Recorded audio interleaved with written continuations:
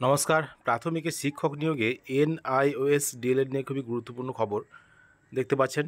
Diary number Kaushik Das versus the state of West Bengal 31/4/2025 diary number. তো এই কেসটি হলো যে প্রাথমিক শিক্ষা পর্ষদ যে ভেরিফিকেশনের যে নোটিশ দিয়েছে, সেই নোটিশে অনেকগুলি শর্ত রেখেছে ভেরিফিকেশন করার জন্য, এবং সেইটাকেই কিন্তু যেটা শোনা গেছে যে সেটাকেই চ্যালেঞ্জ করা হয়েছে যে এত ভেরিফিকেশনের প্রসেসটা এত দীর্ঘ করা যাবে না। এই নিয়ে কিন্তু একটা বিষয় উঠে এসেছে। দেখতে পাচ্ছেন আগামীকাল কিন্তু তার শুনানি আছে মহামান্য সুপ্রিম কোর্টে 25/7/2025 সিএল নাম্বার 80। তো এই কেসটা কিন্তু আছে।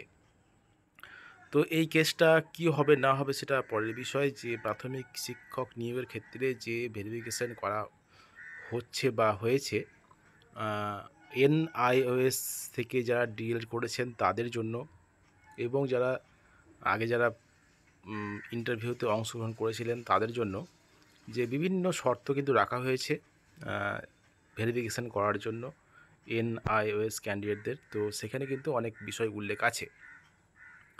তো সেখানে বিভিন্ন শর্ত রাখা হয়েছে, এবং সেই শর্তগুলো কী কী সেটা কিন্তু আগে একটা ভিডিওতে বলা হয়েছে, দেখানো হয়েছে। তো সেই শর্তগুলো সবগুলো পূরণ করলে তবেই কিন্তু সে নিয়োগের জন্য এলিজিবল বলে গণ্য করা হবে, এবং সে যদি নিয়োগ পায়, কাট অফে যদি আসে, তবে তাকে নিয়োগ করা যাবে। এটা কিন্তু প্রাথমিক শিক্ষা পর্ষদ থেকেও কিন্তু নোটিশ দিয়েছিল, এবং সেটা বিভিন্ন শর্ত কিন্তু রাখা হয়েছিল।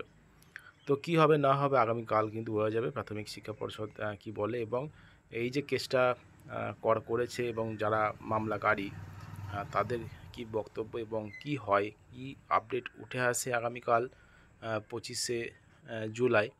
তো দেখা যাক কি হয়। এই এনআইওএস ডিএলএড মামলা, তারা প্রাথমিক শিক্ষক নিয়োগ যোগ্য হয় কি না সেটা কিন্তু সময় বলবে।